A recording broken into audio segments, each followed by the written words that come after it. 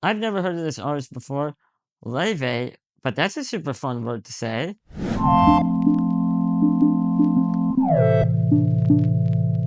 Hey music nerds, my name is Chaz Hayden, and I'm an award-winning author that reacts to music from a literary perspective. What this means is we're going to figure out whether your high school English teacher would like their song or not. And we're going to do that by grading it in 3 categories: creativity, structure, and storytelling. And today we have Tough Luck by Laufey. Let's listen. Are you tired? I can tell that you're tired. Your eyes turn gray, you beg me to be silent. You said I can't read your mind, but I'm... Oh hell yeah. Oh hell yeah. Give me some early 1900s in a smoky lounge. I'm drinking like cognac or something like that. Perfect. Perfect vibes off the bat and the line like, are you tired? Like we know she's talking to someone. She doesn't mean it in like a nice way. She's like, are you tired? Cause like I'm tired. I'm tired. I'm tired of this. You're tired. I'm tired. Perfect. Perfect. Love it already. reading it just fine. You think you're so misunderstood, the black cat of your neighborhood. Tough luck, my boy, your time is up. I'll break it first. I've had enough of waiting till you lie and cheat, just like you did to the actress before me. Oops, she doesn't. Okay, this relationship's a little messy. The music is so, like, I feel like, right now, I feel like listening to the song, I'm sitting in a theater and I'm watching it all, like, unravel on stage. The lights are dimmed and there's, like, a spotlight on her. Maybe they're in, like, a living room or something, her and her boyfriend.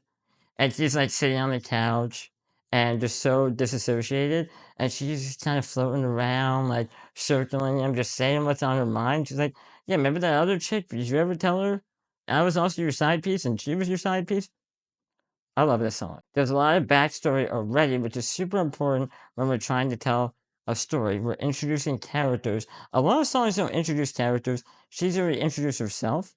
She's introduced the person she's in a relationship with, and she's introduced a third person, and maybe we'll meet them, maybe we'll learn more information. We don't know yet, but we're interested to keep listening. Even though you won't be missed, I'm glad to see you go. Since we're spilling secrets, does your mother even know? You demoralized, defaced me just to feed your frail ego. When you're screaming at the TV, cussing out opposing football teams, you said I'd never understand the things that make a man a man. Tough luck, my... This song is so witty and sarcastic. The football, the football team line. I'm a huge football fan. But it is like considered to be the most macho sport, and there were so many like toxic guys out there that say to the girls like, "Yeah, you don't understand, you don't get it, right? All that bull crap." I can't even put into words how much I'm loving this song. It feels so different. It's obviously a breakup anthem. And we've done breakup anthems with other songs we've reviewed before. But this one is different because it just sounds like I'm in the room with them while she's sort of just laying out all her feelings. Why she's going through all this pain, why she wants to break up, why her boyfriend is such a terrible person. He really sounds like a terrible person. Yeah, and he sounds super abusive, manipulative, full of himself. Does his mother even know that he's a bad person, or is he still her precious little boy? There is so much background and layers to what is happening here. Also, there's like little bossa nova tune, like dum dum dum, a little Joe from Impanita action. I love it. I love it. Another thing I love about it is the way that she's delivering the message in the verse. It's quiet and subdued and dreamy, and then it picks up in the chorus. That's when she's yelling at him. She's getting out. She's reiterating the message, all of her feelings, and then it goes back to subdued, providing more background, more context, more reasons about why the relationship isn't working and why he's such a terrible person. And then back into this crescendo, the fighting match. It feels like the dynamics in a relationship and in an argument with ups and downs, with peaks and valleys, there's high moments and low moments, and she's really able to capture that. And that's amazing storytelling. Boy, your time is up. I'll break it first. I've had enough of waiting till you lie and cheat, just like you did to the actress before me. So now we know more information about the other actors. She was lied and cheated to, and now they're repeating the same thing. Laufey thought maybe she would change. Maybe it was just that person. Now she's saying, you know what? No, that's just who you are. You're just a bad man. And you're going to keep repeating this cycle with all the other people.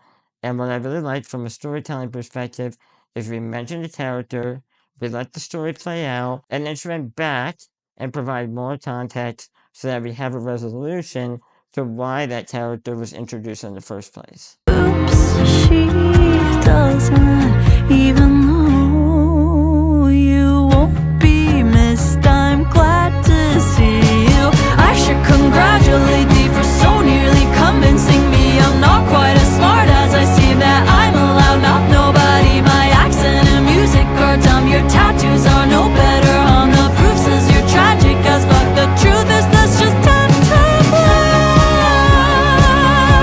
Tough, tough love. Tough, tough love.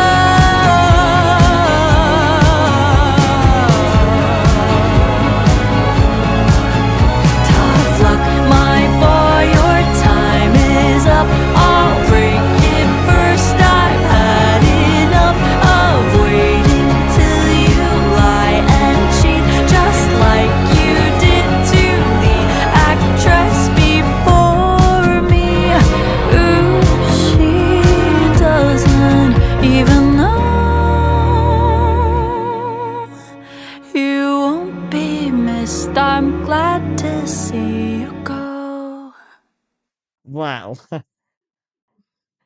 So you get that kind of bridge third verse at the end. What I really like about it is it just dwindles down to like really bad arguments where you're just throwing insults at each other. She's like, yeah, you thought I was stupider than I really was, and I told you about your trap, but also your tattoos kind of suck too while we're talking about it. And then she just throws it away. It's like rising and rising and rising and rising, and then the music drops off.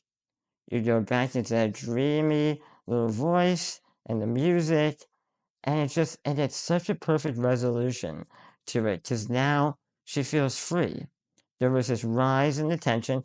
This is what I'm talking about when we talk about story arcs, and we talk about 3 acts in a story. Act 1 is the inciting incident. That was when she mentioned the previous girlfriend.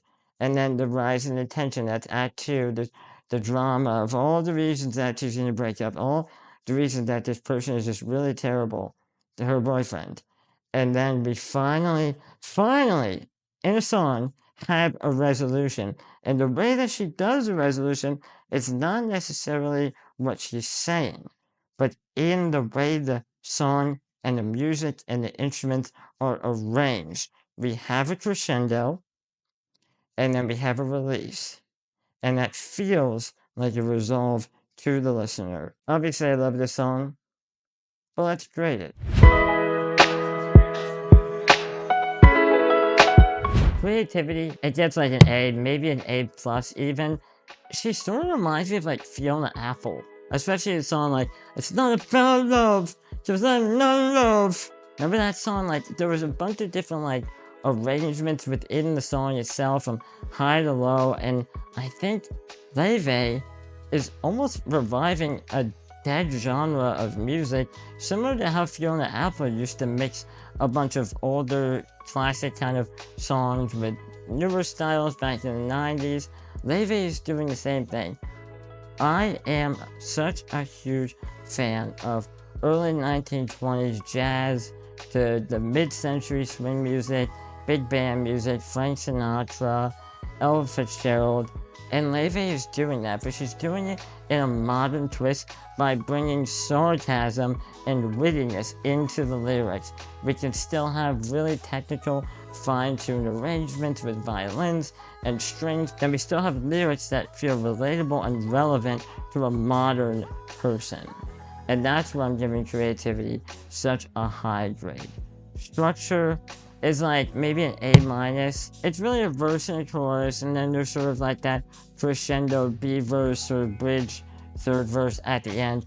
But I'm giving it an A- in the A's because of the way the music is arranged. This is only a lyric video that we're watching. It's not even a music video. We're getting sort of an aesthetic with the images that they're showing.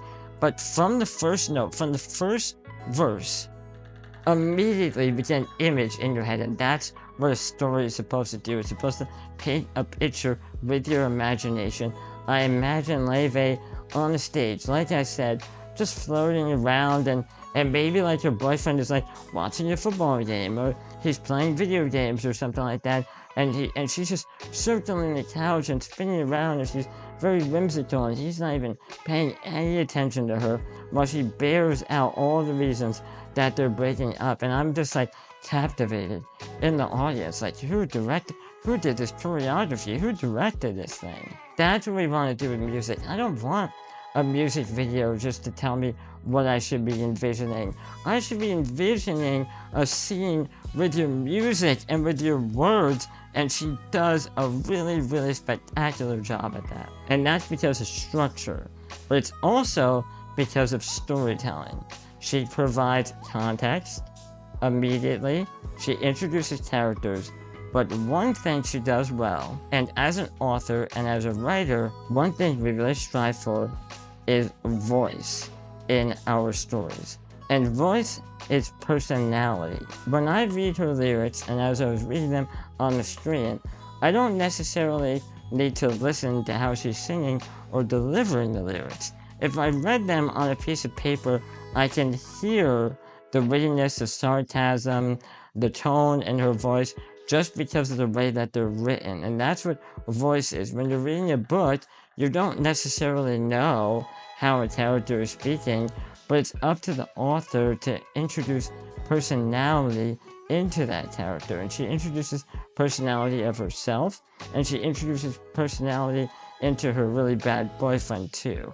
And that's why the storytelling really shines. So because she has voice and personality in her lyrics outside of the way that she's delivering it, I have to give storytelling an A to an A+, just because of that technique that she used in the writing. But most importantly, would your high school English teacher like this song? Yes. Yep. Yeah. I mean, the answer is yes. Your teacher would probably praise it. Should read it in front of the class. She might even ask the theater teacher to turn it into the spring play. And Laufey would have to direct it and also star in it. She might have to write more songs, and then she might have to even play all the characters, but possibly even the boyfriend too. That would be fun if she played all the characters in the play, or at least maybe a kid at her school that she's not a huge fan of. That might be fun too. But I do think the high school English teacher would like the song because it's artsy and it's different. But not only it's different because it's unique, it's different because Laufey is providing a lens and a point of view and a perspective through her eyes that isn't often told or delivered as well as she delivers it in this song, in a breakup anthem. If you're interested in what I write, please check out The First Thing About You and Diet Soda Club. They are available anywhere books are sold. You can also follow me on Instagram at the Chaz Hayden, is where I post pictures of my handsome face. And if you like this video, please give it a thumbs up and subscribe. It means the world to me and lets me know that you want more. But also comment below and let me know what you think about Laufey and what one of her songs I should react to next, because I really don't know anything about her and I think it might be her #1 stand now. In the meantime, be different, leave a trail. I see you. My boy, your time is up.